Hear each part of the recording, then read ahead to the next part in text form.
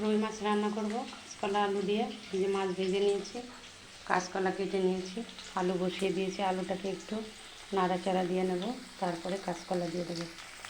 কাঁচকলা দিয়ে দিয়েছি, ভালো করে ভেজে নেব। কাঁচকলাগুলো আমি হলুদ লবণ দিয়ে ভালো করে ধুয়ে নিয়েছি, তাহলে আর কালো হবে না। আমি এই মাছের ঝোলের মধ্যে বড়ি দেবো। এই যে কিছুটা বড়ি নিয়ে নিয়েছি। এই কাঁচকলা আলু ভাজা হয়ে গেলে তুলে নেব, তারপরে বড়িটাকে ভেজে নেব। প্রথম থেকে শেষ পর্যন্ত দেখবে, তাহলে বুঝতে পারবে আমি কিভাবে রান্না করলাম, কি মশলা দিলাম। আলু কাঁচকলা ভাজা হয়ে গেছে, তুলে নেব।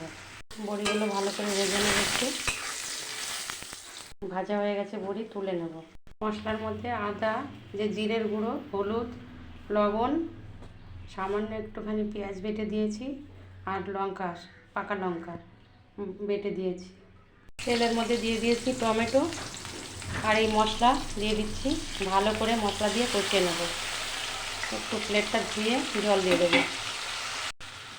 একটু জল দিয়ে দিয়েছি, ভালো করে কষিয়ে নেব।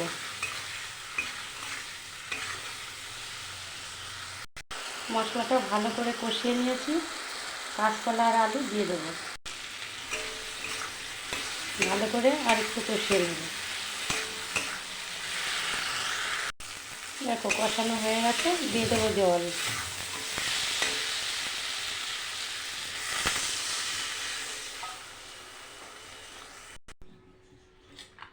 ভেজে রাখা বড়িগুলো দিয়ে দিচ্ছি, মাছটা আমি পরে দেবো। সবসময় কী করবে, কাঁচকলাটাকে হলুদ লবণ দিয়ে ধুয়ে নেবে, তাহলে ঝোলটা আর কালো হবে না। যে কত সুন্দর কালার হয়েছে।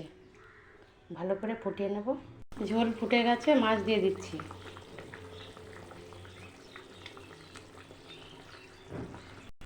আর 1 মিনিট আমি ফুটিয়ে নেব, তারপরে নামিয়ে দেবো ঝোলটা। ঝোলটা হয়ে গেছে, ধনিয়া পাতা দিয়ে দিয়েছি, গ্যাসটাও বন্ধ করে দিয়েছি। একটা ছোট্ট থালার মধ্যে আমি তুলে নেব। কাঁচকলা আলু বড়ি দিয়ে রুই মাছের ঝোল তোমাদের কেমন লাগলো? ভালো লাগলে অবশ্যই চ্যানেলটিকে সাবস্ক্রাইব করে আমার পাশে থেকো। লাইক কমেন্ট করে দিও। আজকের মতো এই পর্যন্তই, দেখা হচ্ছে পরবর্তী ভিডিওতে।